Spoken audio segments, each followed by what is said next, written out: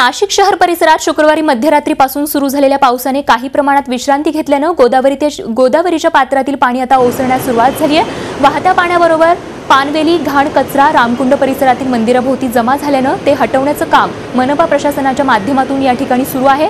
त्याचबरोबर गोदाकाठावरील छोटी दुकानंही आता पुन्हा थाटण्यास सुरुवात झाली आहे। तर या संपूर्ण परिस्थितीचा आढावा घेतला आमचे प्रतिनिधी मुकुल कुलकर्णी यांनी।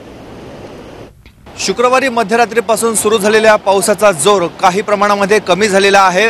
शनिवारी सकाळपासूनच सूर्याचं दर्शन नाशिककरांना झालंय, त्यामुळे पावसाचा जोर एकीकडे कमी झाला आहे आणि दुसरीकडे गोदावरीला जी पूरसदृश्य परिस्थिती निर्माण झाली होती, पाण्याच्या पातळीमध्ये वाढ झाली होती, ती आता काहीशी ओसरायला सुरुवात झालेली आहे। तरी देखील आपण बघतोय की समोर काही मंदिरं दिसत आहेत आपल्याला, ती मंदिरं पूर्णपणे अजूनही पाण्यामध्येच आहेत, पाण्याने त्यांना वेढलेलं आहे।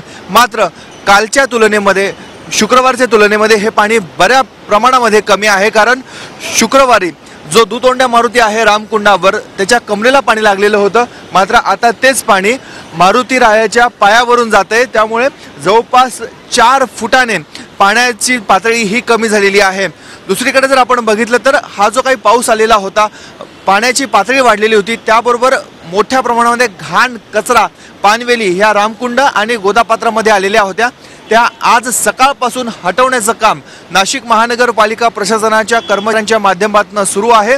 जसजशी ही पाण्याची पातळी कमी होईल तसतसा जो काही गाळ इथे साचलेला आहे तो गाळ समोर यायला सुरुवात होईल आणि त्यानंतर तो गाळ काढण्याचं काम देखील करावं लागणार आहे। एकंदरीतच म्हणावं लागेल की कालच्या प्रमाणामध्ये आज मोठ्या प्रमाणामध्ये पावसापासून दिलासा नाशिककरांना मिळालेला आहे।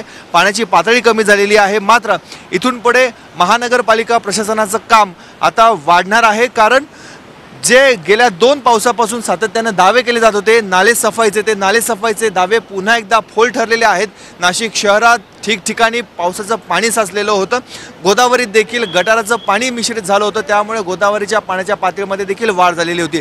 तुर्तास कालच्या पावसाचा नाशिककरांनी आनंद घेतला होता। नदीकाठची जी काही छोटी छोटी दुकानं होती, टपऱ्या होत्या, छोटे व्यावसायिक होते, त्यांनी आपलं सामान दुसरीकडे हलवलं होतं, स्थलांतरित केलेलं होतं, मात्र ते आज सकाळपासून पुन्हा एकदा गोदाकाठावर आलेत आणि आपले व्यवसाय त्यांनी करायला सुरुवात केलेली आहे।